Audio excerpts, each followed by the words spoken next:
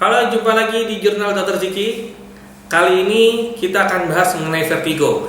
Kalau pada episode sebelumnya kita sudah bahas mengenai sakit kepala, maka kita akan bahas mengenai vertigo atau pusing. Keluhan pusing ini sering dikeluhkan oleh kita, yaitu banyak keluhan ya, jenis-jenisnya ya. Secara umum pusing ini kita bagi menjadi dua, yaitu vertigo yang disebut vertigo pusing berputar atau 7 keliling, kita rasanya seperti berputar, atau ada vertigo yang seperti bergoyang. Saya selalu menganalogikan mengenai vertigo ini adalah kalau berputar seperti naik komedi putar, lalu kemudian kalau bergoyang kita rasakan seperti naik kapal laut. Oke, kira-kira apa sih penyebab vertigo ini?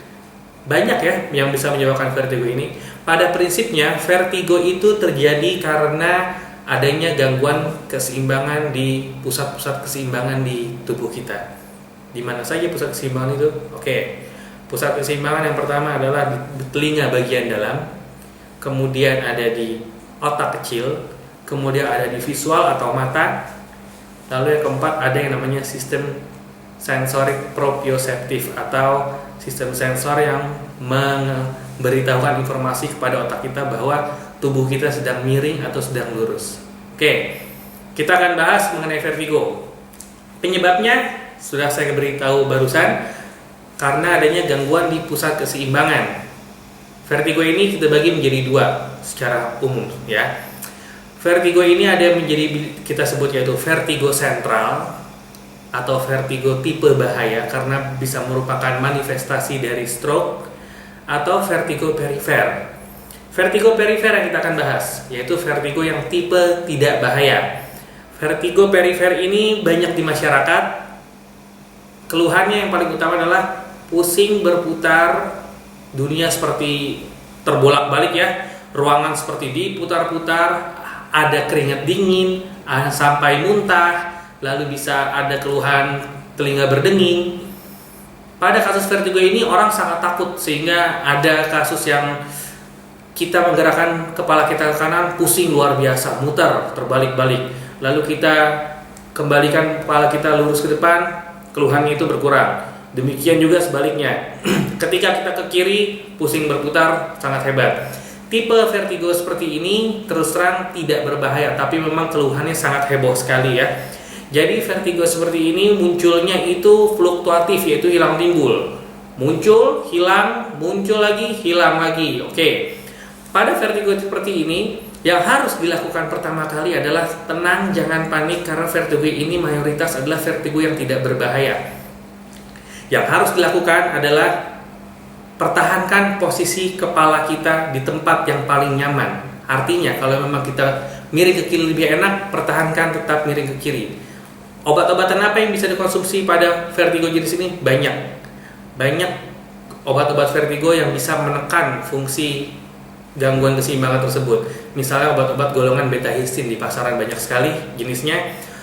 Pada kasus vertigo seperti ini, yang harus dilakukan adalah kita harus kontrol, kita cari penyebabnya, karena bisa juga terjadi karena adanya gangguan di telinga bagian dalam, atau adanya aliran darah yang berkurang akibat kolesterol atau darah tinggi, atau kita dehidrasi sehingga aliran darah yang menuju pusat keseimbangan menjadi terganggu. Oke, jenis vertigo ini saya bisa katakan aman tapi sangat mengganggu. Kemudian ada vertigo tipe kedua, yaitu vertigo tipe sentral. Vertigo tipe sentral ini merupakan manifestasi dari stroke. Ini lebih berbahaya, tapi keluhannya relatif lebih jinak dibanding kasus vertigo yang sebelumnya saya sebutkan. Pada kasus vertigo tipe sentral ini, keluhannya hanya seperti pusing, tapi tidak sehebat pada kasus sebelumnya. Pusing pada pasien vertigo seperti ini, pusingnya itu terjadi biasanya diiringi dengan gejala lainnya. Misalnya kesemutan di sekitar bibir, pandangan menjadi double, bicara menjadi cadel, atau gangguan menelan, tersedak.